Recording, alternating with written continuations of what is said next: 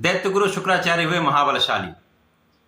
1 अप्रैल से शुक्राचार्य अपनी उच्च राशि में प्रवेश करेंगे तो ये महाबलशाली होने वाले हैं, क्योंकि जब भी कोई ग्रह अपनी उच्च राशि में होता है तो उसका प्रभाव कई सौ गुना बढ़ जाता है, क्षमता में वृद्धि हो जाती है, सामर्थ्य बढ़ जाता है, तब वो संपूर्ण रूप से सकारात्मक प्रभाव देने लगता है।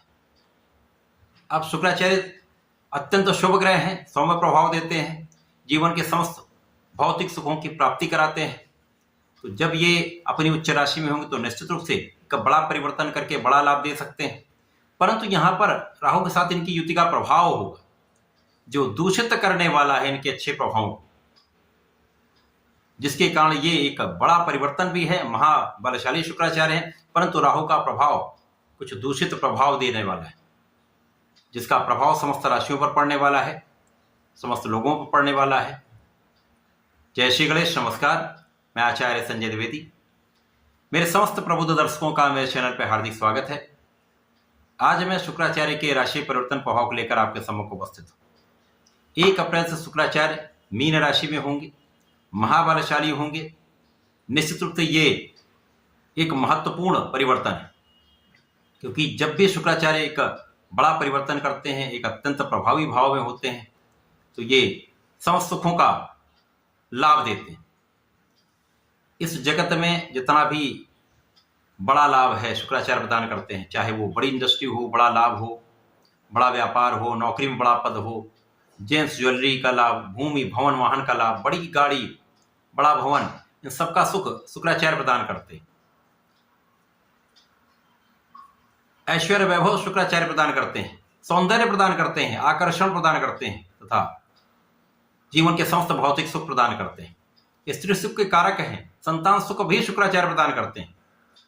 यदि किसी जातक की कुंडली शुक्राचार्य एक अच्छे भाव में है, अच्छी स्थिति में है, बलवान स्थिति में है, तो ये गोचर निश्चित रूप से एक बड़ा लाभ देने वाला है। संपूर्ण रूप से महाबलशाली गोचर है। परंतु जहां पर ये राहु के प्रभाव में भी होंगे, राहु के साथ जब भी किसी ग्रह का एक दूषित प्रभाव मिलता है तो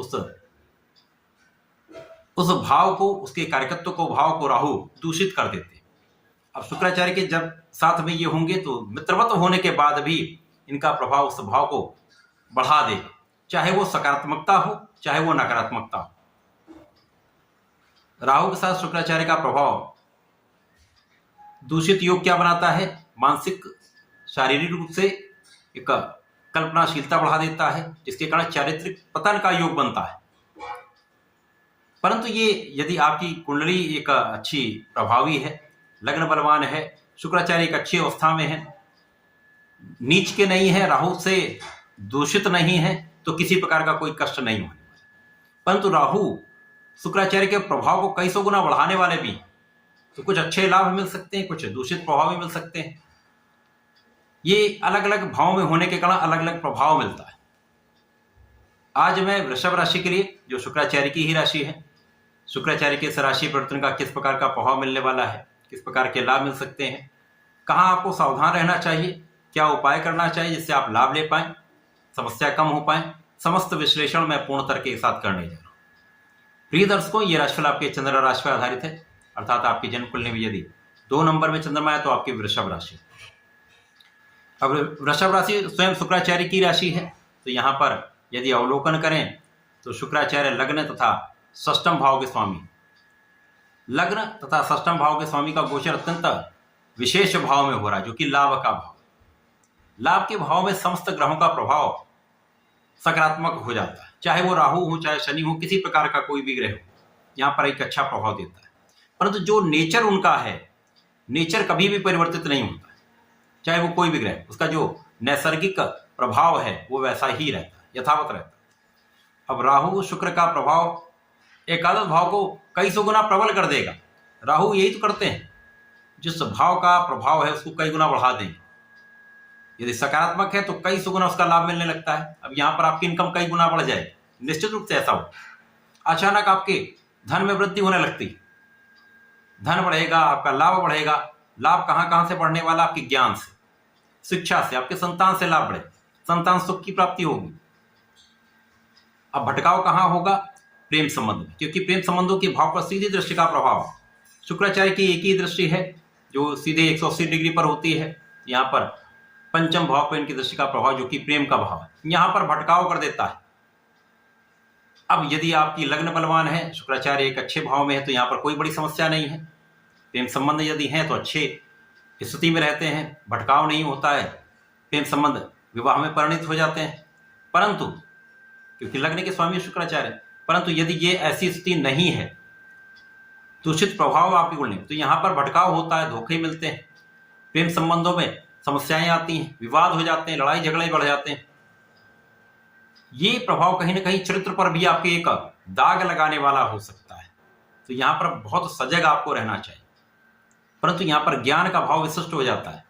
परंतु जिनके कुंडली में नकारात्मक हैं शुक्राचार्य, वहां पर पढ़ाई में बिल्कुल मन नहीं लगता, मन कल्पनाशीलता में चला जाता है, बिना कारण पढ़ाई से मन उचट जाता है। तो यहां पर आपको अपने आत्मबल को प्रबल करना चाहिए। विद्यार्थियों के लिए विशेष रूप से यहां पर आपको पढ़ाई में मन लगाना चाहिए, अपने कॉन्फिडेंस को बढ़ाना चाहिए, कंसंट्रेट करना चाहिए, क्योंकि भटकाव का योग निश्चित रूप से भटकाता है। अब शुक्राचार्य लग्न के स्वामी, तो लग्न को आकर्षक बना देंगे। लग्न के स्वामी है तो शुक्राचार्य राहु का प्रभाव इस आकर्षण को कई गुना बढ़ा देगा। तो लोगों का आपके प्रति आकर्षण भी बढ़ेगा, आपका भी लोगों के प्रति आकर्षण बढ़ेगा। तो ये तो कई गुना प्रभाव आपको बढ़ने वाला है। लोगों के बीच में आप प्रभावी होंगे, आपका व्यक्तित्व अत्यंत विशाल हो जाएगा, अत्यंत प्रभावी आप हो जाएंगे। साथ ही साथ आपकी क्षमता कई सौ गुना बढ़ जाएगी। विशेष रूप से यहाँ पर राहु का प्रभाव शुक्र के साथ आपको बहुत क्षमतावान बना देता है, सामर्थ्यवान बना देता है, श्रेष्ठ प्रभाव मिलता है। परंतु यहां पर मन में कल्पनाशीलता भी बढ़ जाती है, उसी के प्रभाव के कारण मन विचलित होता है, भटकता है। तो इस भटकाव से आपको बचना चाहिए। अब यहां पर छठवें भाव के स्वामी जो कि रोग ऋण शत्रु का है। तो अब जब मन भटकेगा या कहीं प्रेम संबंध हो तो वहां पर विवाद भी होगा। 6th हाउस इसी का है, वाद विवाद का, लड़ाई झगड़ा, अकारण मित्र, स्वार्थी मित्र, अच्छे मित्र, समस्त लोगों का है। तो यहाँ पर कुछ मित्रों के कारण भी समस्या हो सकती है।